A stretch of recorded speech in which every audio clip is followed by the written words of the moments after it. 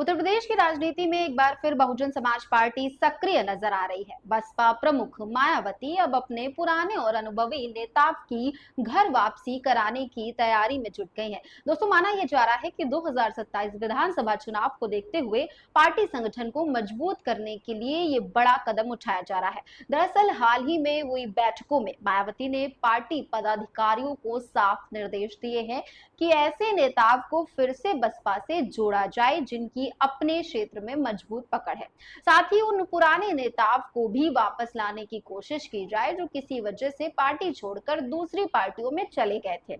वहीं राजनीतिक गलियारों में चर्चा भी तेज है कि भाजपा, सपा और कांग्रेस में मौजूद कई पूर्व सांसद और विधायक बसपा के संपर्क में हैं। बताया जा रहा है कि इनमें से कुछ नेता आने वाले महीनों में पार्टी में वापसी कर सकते हैं। इसके साथ ही बसपा अपने पुराने सोशल इंजीनियरिंग फॉर्मूले पर भी काम कर रही है।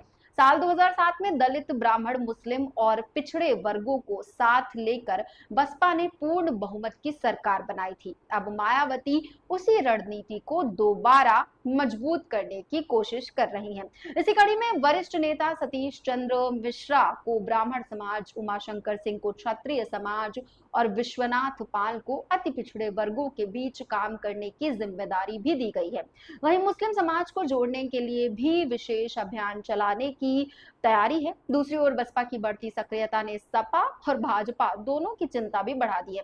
खासकर समाजवादी पार्टी के लिए ये चुनौती बड़ी मानी जा रही है क्योंकि पिछले कुछ चुनावों में दलित और मुस्लिम वोटों का बड़ा हिस्सा सपा के साथ गया था। अगर बसपा इन वोटों में सेंध लगाने में सफल होती है तो सपा को नुकसान हो सकता है।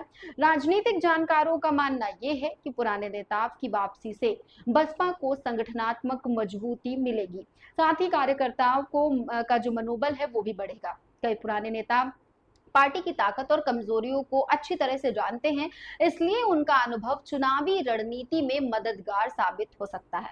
फिलहाल मायावती की ये नई रणनीति कितना असर दिखाती है ये तो आने वाले समय में ही पता चलेगा, लेकिन इतना तय है कि बसपा अब 2027 के चुनाव को लेकर पूरी तरह से सक्रिय हो चुकी है और प्रदेश की राजनीति में नए समीकरण बनाने की शुरुआत हो गई है।